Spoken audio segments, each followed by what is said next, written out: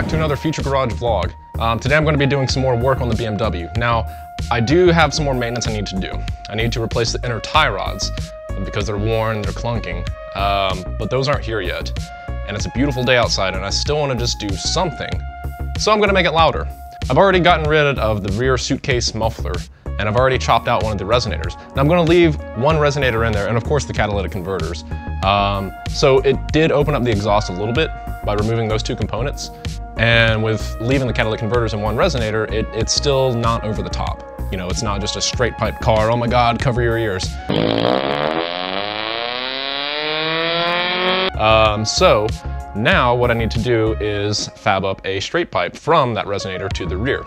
What I'm going to do is create a Y pipe to go into one 3-inch pipe, and then I'd like to attach the factory tips, just so it doesn't look silly, you know, with that big 3-inch pipe in the rear. Now, why do a Y pipe into a 3-inch pipe, you might wonder?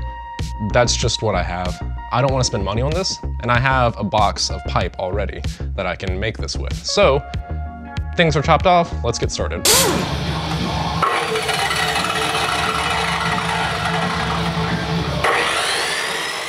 Alright, first things first. I need to salvage some of the existing exhaust pipe so I can use that to create the Y pipe.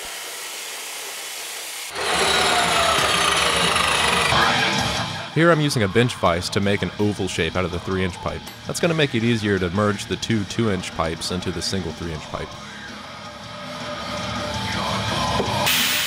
And now I begin removing material from the 2-inch pipes, leading up to creating the Y pipe.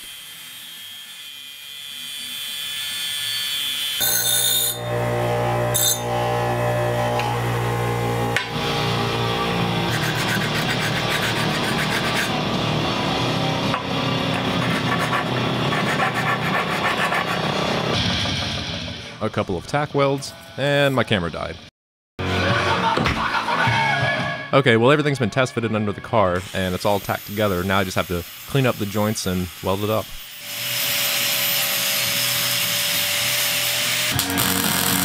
And now I begin to lay down my booger welds.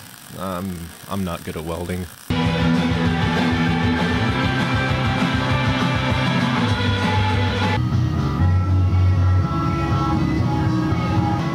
Alright, the exhaust is all welded up and installed on the car. Now it's just time to make some exhaust hangers so the pipe doesn't flop around.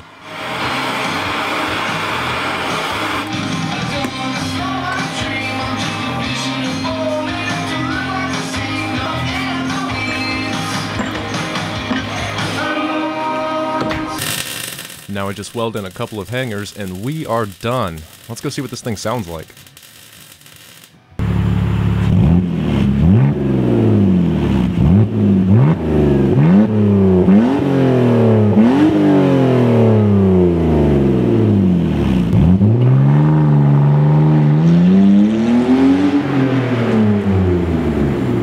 So, it sounded okay after taking off the muffler and one resonator. It sounded more aggressive in the video than it does in person, and I just was wanting more. So I took a leap, and I chopped off the last resonator, still retaining the catalytic converters. Went ahead and straight piped everything from the cat back, and hopefully it's not obnoxiously loud. There are 3 reasons I don't want to chop off the cats. 1, they're integrated into the headers. So removing the headers and cutting those out, that's work I don't want to do. 2, that will bump me out of D Street. D Street is class and SCCA solo autocross events. And 3, it will just be obnoxiously loud at that point if there is nothing to baffle or muffle the sound. So, just catalytic converters. Let's see how it sounds.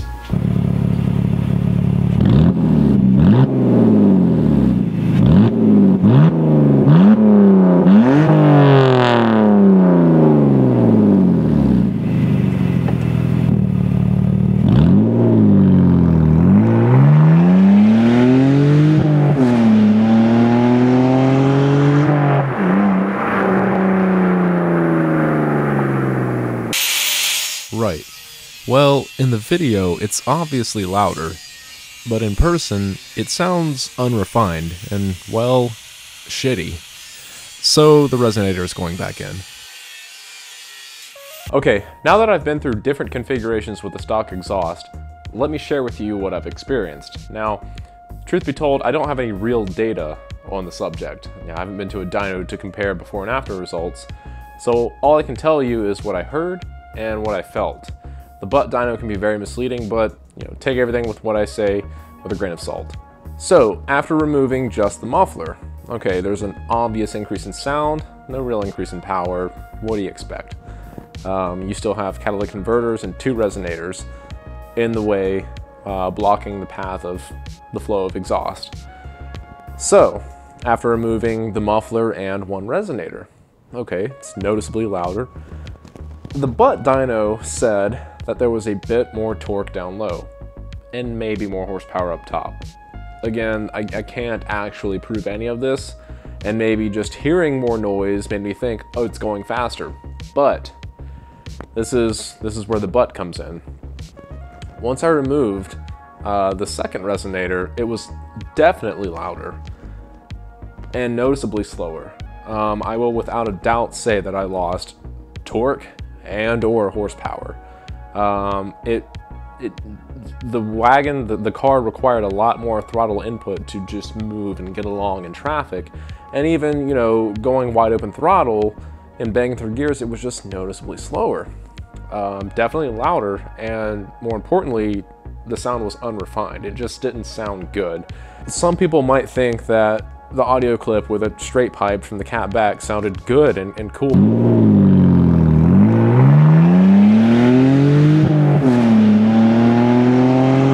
But in person, it just doesn't sound right. It sounds like, a commuter car that lost a muffler or has a severe exhaust leak. It just is not good. So once I put the resonator back on, I immediately felt, I swear by this, I felt an increase in torque. It has to be. Now, I'm not even going to go down the path of why I think, there's torque and horsepower changes between different exhaust layouts. Right, because there are going to be people that jump in the comments who are internet experts, because everyone on the internet is an expert, that explains, well, here's why you have more power and torque and exhaust scavenging and back pressure and fucking arguments that come up when you talk about exhaust. Now, if you want to see real data, check out, I think it's Motortrend. Motortrend does it, the Engine Masters. What is it, David Freiberger and Steve Dulcich. They got together and make this YouTube series called Engine Masters, where they actually prove stuff with a dynamometer, an engine dynamometer. And they have segments where they test different exhaust pipe diameters and lengths and bends. And there's even another one where they test header design, I want to say design, or header tube diameter, and they even take the headers and they smash them with a hammer to see if that restriction causes a change in horsepower. Really interesting stuff. I'll put information for those links down below. So check those out. Don't listen to me, when it comes to technical information on exhaust setups. There's people that have already done it, and they've already shown you what is possible with different exhaust setups. So that's what I got out of these different iterations of the factory exhaust. So that's it for this one. I've got more work coming up on the wagon. My buddy Eric has some work he needs to do on his M3, so that should be interesting to cover. It's gonna be really, really laborious. I'll leave it at that. It's gonna suck. The whole project is going to suck, but we have to get it done, so. All right, until next time,